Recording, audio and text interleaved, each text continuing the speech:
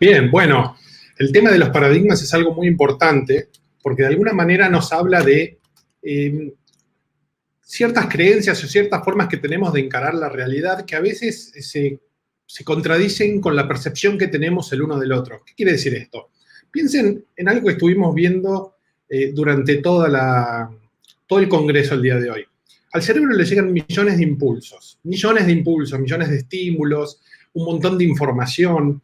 Estamos hablando realmente de una cantidad abrumadora de información y nuestro cerebro tiene que procesarla. En todo momento hablamos de la importancia de ahorrar energía para el cerebro, de que es un avaro, en términos de que no puede perder energía en procesar cosas que no necesita o no puede perder tiempo con cosas que no son imprescindibles. Entonces, toda esta información que nos llega desde diferentes lugares, desde la vista, los sentidos en general, desde nuestra propia conciencia, llega por caminos diferentes y nuestro cerebro tiene que coordinar todo, tiene que ponerlo todo en un mismo nivel, tiene que tratar de decirnos en qué cronología llegó, transformarlo en algo útil. Entonces, la percepción habitual que tenemos, uno de los primeros paradigmas que tenemos que de alguna manera puede parecer evidente, pero que no lo es, no es real, es que el cerebro tiene como estímulos, como si fuera una cámara de fotos. Ve ese color, ve un coche pasando, ve una determinada imagen, ve un texto, y en realidad el cerebro no trabaja de esa manera. Lo que hace el cerebro es construir mundos. Lo que hace es nos cuenta historias. Por eso decimos que es mucho más fácil llegar a alguien desde una historia que desde información suelta. Y esto es muy importante. Para que el cerebro pueda funcionar, tiene que integrarlo todo, tiene que sincronizarlo. El estímulo que le llega por la vista, por ahí llega más rápido que un estímulo táctil. Entonces necesita sincronizarlo y necesita armar una historia con cada cosa. Por eso nos construye mundos. Y encima tiene que procesar lo consciente y lo inconsciente. La mayoría de la información que le llega va directamente a un nivel inconsciente, porque es casi imposible que nosotros podamos ser conscientes de millones de estímulos. Obviamente, cuando hablamos de millones de estímulos, tenemos que entender que todos estos estímulos, todos estos impulsos que nos llegan, no necesariamente constituyen información. A veces, una pieza de información, como por ejemplo, de qué forma se está moviendo una persona, o si nos gusta o no nos gusta un determinado alimento, tiene varios estímulos que conforman una pieza de información. Aún así, son miles y miles y miles de piezas de información al día. ¿Cómo hace el cerebro? El cerebro tiene que procesar esto. Tiene unos milisegundos para hacernos conscientes de esto y mucha de esa información va al inconsciente. Por eso decimos que es tan fácil engañar al cerebro con ilusiones visuales, con sensaciones que uno tiene. No sé si les pasó cuando están en una situación de estrés, de las tantas que hoy estuvimos hablando, que tenemos la sensación de que el tiempo se detiene. Esto es una ilusión creada por nuestro cerebro, necesaria para sobrevivir. Entonces, necesitamos tener conciencia de que los paradigmas son algo necesario para sobrevivir. ¿Qué significa esto? Para que el cerebro pueda procesar toda esta información, pueda darle forma, pueda crearnos historias, necesita que encaje en algún tipo de patrón, necesita gestionar la información, necesita gestionar toda esta complejidad. Y lo más importante es saber que esto significa que nuestro cerebro, por una cuestión de supervivencia, va a necesitar deformar la realidad, va a necesitar recortarla, va a necesitar generalizarla. Entonces va a tratar de encajar las piezas de información nueva en piezas de información que ya tengamos. Por eso a veces generalizamos al conocer a alguien, tratamos de encasillarlo en algún tipo de preconcepto. Por eso tratamos de que cuando escuchamos algo se adapte a nuestras creencias.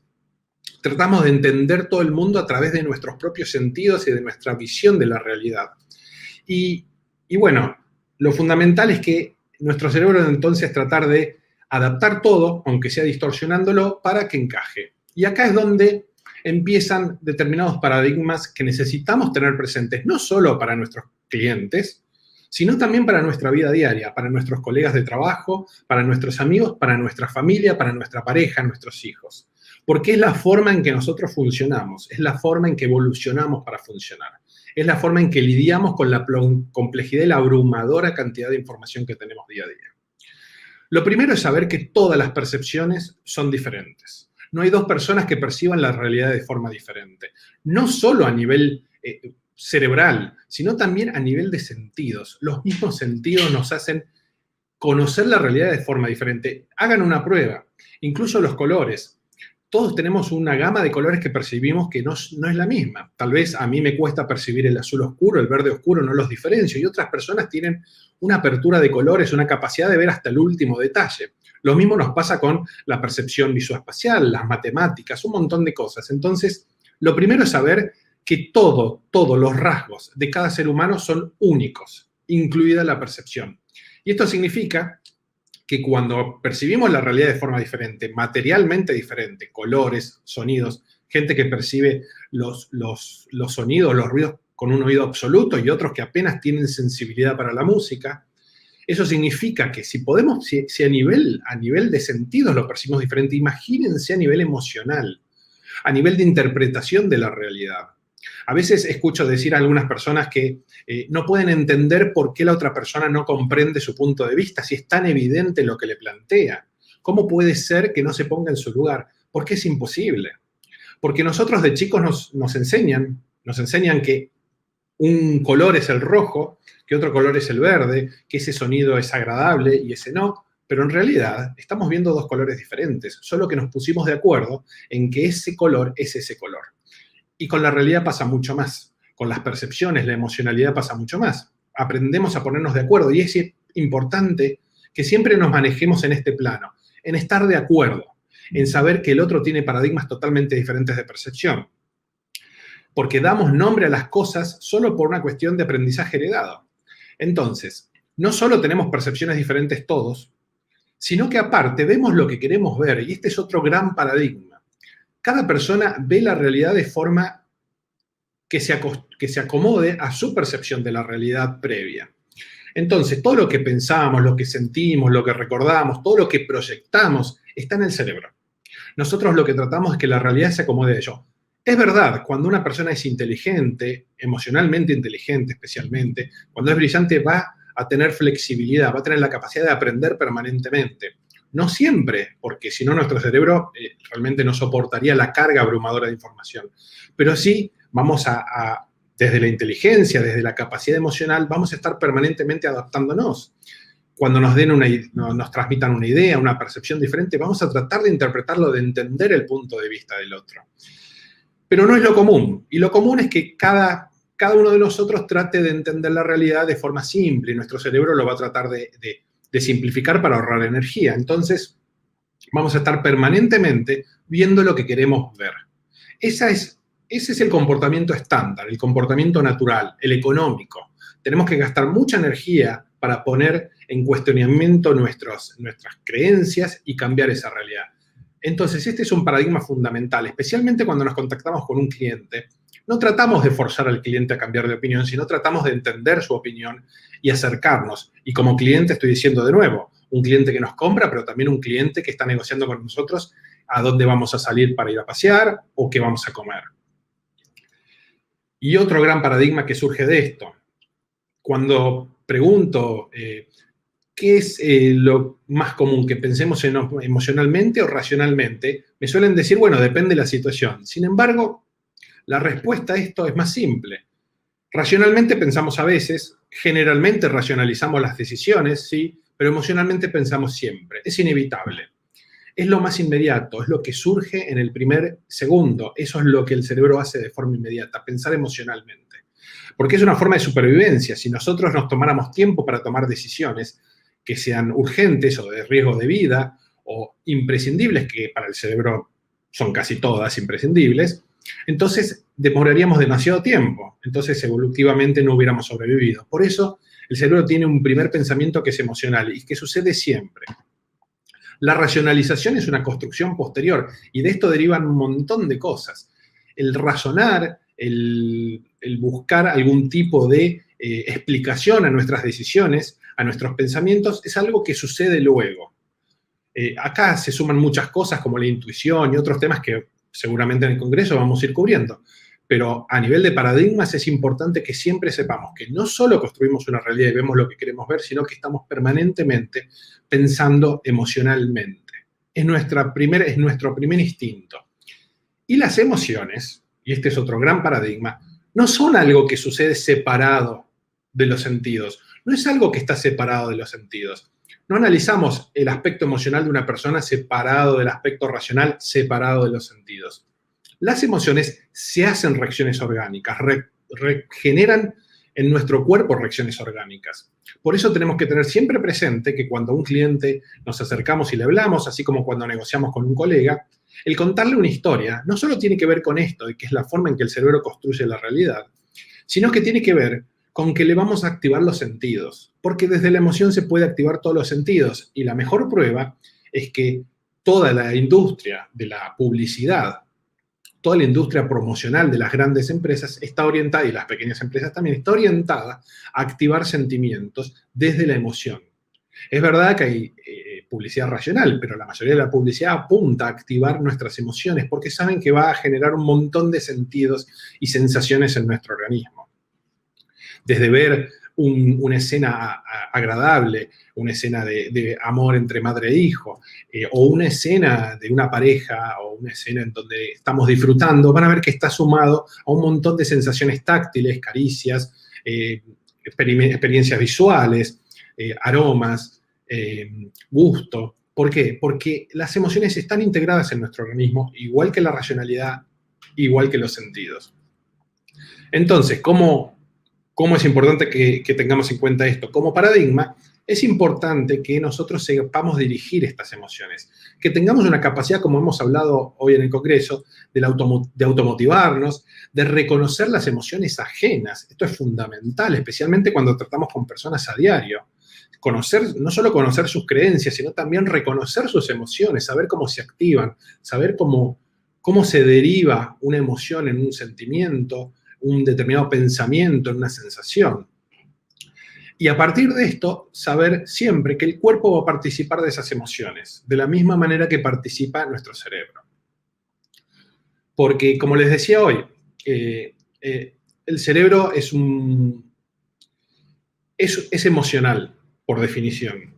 Y otro paradigma fundamental que deriva de esto es saber que también nuestro cerebro es positivo. No positivo en el sentido de ser optimista, sino positivo en el sentido que piensa de forma positiva. Esto es un paradigma esencial, especialmente para la gente que trabaja comunicándose. Por ejemplo, un líder, cualquier persona que necesite ejercer liderazgo, cualquier persona que esté educando a otra persona, a un niño, o esté educando a un grupo de personas. Y lo mismo con cualquier persona que quiera vender o que quiera negociar. Tiene que saber que el cerebro piensa en positivo. El no, como concepto, como les decía hoy, es un invento racional. Entonces, tengamos en cuenta que hay un paradigma esencial, que es que nuestro cerebro va a pensar siempre en afirmativo. ¿Qué significa esto? Vamos desde algo muy simple, algo que cualquier educador les va a explicar. Cuando a un niño se lo intenta educar, se lo educa siempre desde la afirmación. Por ejemplo, decirle a un niño que acerca la mano al fuego, para que no lo haga, decirle no acerques la mano al fuego, es la forma incorrecta de hacerlo, porque el cerebro, al ser emocional y al procesar rápidamente la información, lo primero que procesa es la parte que entiende, la parte afirmativa, y él no lo va a procesar más tarde. Entonces va a estar escuchando, en cambio de escuchar no acerques la mano al fuego, va a escuchar acerca la mano al fuego, y él no lo procesa posterior. Por supuesto, racionalmente todos podemos procesar un no sencillamente, de forma sencilla, pero el primer pacto es el afirmativo. Por eso se dice que es bueno que siempre que hablemos con alguien, hablemos en términos afirmativos. Cuando vendemos un producto, vendámoslo en términos afirmativos. En cambio de decir lo que no tiene o lo que no carece nuestro producto, hablemos de lo que sí tiene. No necesitamos ponerlo en términos negativos. Y lo mismo cuando dialoguemos con cualquier persona. Los negadores son siempre racionalizados a posterior. Por eso decimos que todas las percepciones son incorporadas de forma afirmativa, en forma intuitiva, en forma directa. Todo lo que sean negaciones generan alguna forma de autoprotección o rechazo. Entonces, por eso decimos que lo mejor es tratar de trabajar siempre en un plano positivo.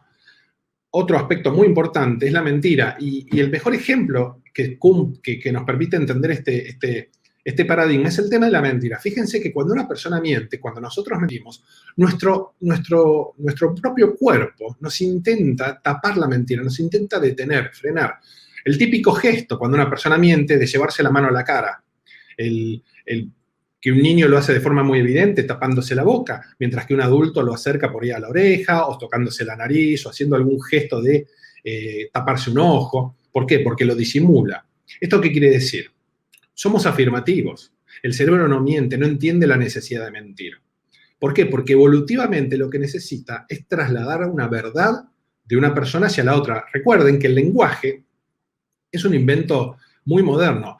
Siempre invito a la gente cuando estamos en una reunión trabajando este tema, que me intenten decir no, sin usar el lenguaje de ningún tipo, ni los gestos, ni la palabra, ni ningún tipo de elemento del lenguaje. Por ejemplo, esto es un elemento del lenguaje, un invento racional, que dice no. Bueno, sin usar nada de esto, intenten decir no. Intenten decir no. Van a ver que es virtualmente imposible, por no decir imposible. No hay ninguna especie que diga no. Cuando un animal necesita decirle a otro de su especie que quiere ir hacia un lado o hacia un lugar, le dice hacia dónde quiere ir. No le dice hacia dónde no quiere ir. Por eso estamos programados para hablar en forma afirmativa. Por eso el cerebro la mentira la procesa mal. Por eso necesita estar siempre en una posición en que pueda transmitir una realidad certera. Hay mucho para trabajar siempre sobre esto, pero siempre es importante saber que trabajamos en forma afirmativa. Y esto deriva, todo lo anterior, en otro gran paradigma, que es que, recuerden, vemos lo que queremos ver y necesitamos creer en lo que vemos.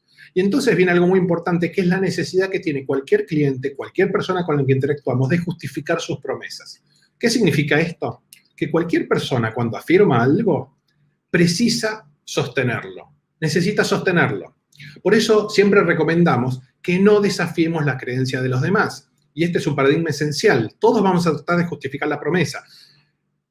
Piensen en ustedes mismos. A veces, cuando ustedes dicen algo, que después descubren que era incorrecto o estaba mal, y los desafían, diciéndoles es equivocado o es erróneo, el primer impulso que tienen es el de justificarlo. Incluso a veces, a pesar de que sabemos que estamos equivocados, vamos a defender ese error sin ninguna necesidad, porque no estamos por ahí en una circunstancia de necesidad o frente a una persona que nos genere algún tipo de peligro. Vamos a tratar de justificarlo, vamos a tratar de sostener una falsedad con tal de no perder esa posición. ¿Por qué? Porque la gente tiende a justificar sus promesas. Cuando un cliente les entra y les quiere comprar un coche y les dice, no quiero colores opacos porque son peligrosos, y ustedes tienen información de que no es así, no tiene sentido decirle, usted está equivocado. No tiene sentido. A lo sumo trataremos de ver si es posible sacarlo de esa información y si no, simplemente no le vendamos colores opacos. Desafiar las creencias de todo tipo, no estoy hablando solo de creencias religiosas, políticas o deportivas, generalmente lleva al conflicto. Y es posible, eventualmente, tratar de llegar a puntos de acuerdo de una forma mucho más simple sin necesidad de desafiarlos. Es muy común que una creencia, sobre todo cuando las promesas pequeñas o las creencias pequeñas se transforman en creencias profundas, en donde uno no distingue la verdad de lo que cree, y finalmente es complicado hacerlo porque nuestro cerebro nos construye permanentemente historias. No vemos realidades, sino que vemos historias. En esos casos, generalmente, estas creencias son productos de cosas muy fuertes, como el miedo, la soledad, como situaciones de mucha felicidad o desesperación o recuerdos muy profundos, muy fuertes, y es muy difícil que nosotros elijamos deliberadamente salir de esas promesas. Y bueno, para ir terminando, es importante aclarar otras cosas muy importantes como creencias que tal vez son menores a las anteriores, pero son fundamentales porque rigen nuestra vida. Y una de ellas, muy importante, es que nosotros preferimos siempre relacionarnos con pares aspiracionales. ¿Qué son los pares aspiracionales? Son esas personas que son como nosotros o son como nosotros queremos ser. Y esto tiene mucho que ver con la comunicación que tenemos con los demás, porque son los que representan nuestros valores, nuestros deseos. Siempre es bueno que entendamos que todo lo que construimos, lo construimos alrededor de realidades que percibimos, pero también de ilusiones. Por eso sabemos que necesitamos acercarnos a los demás desde estas ilusiones y de estas realidades. Recordemos, el cerebro ahorra energía, no quiere gastar energía de más, por lo cual va siempre a tratar de construir una realidad rápidamente que nos sirva. No ve pedazos de información, transforma esa información en algo que le sea útil, en una realidad única, que esté construida para que nosotros entendamos un mundo. Lo integra todo, lo sincroniza y genera que nosotros necesitamos percibir en afirmativo el mundo, que necesitamos adaptarlo a nuestras creencias y a nuestras verdades, y que aparte sea compatible con lo que nosotros queremos ser o creemos que somos.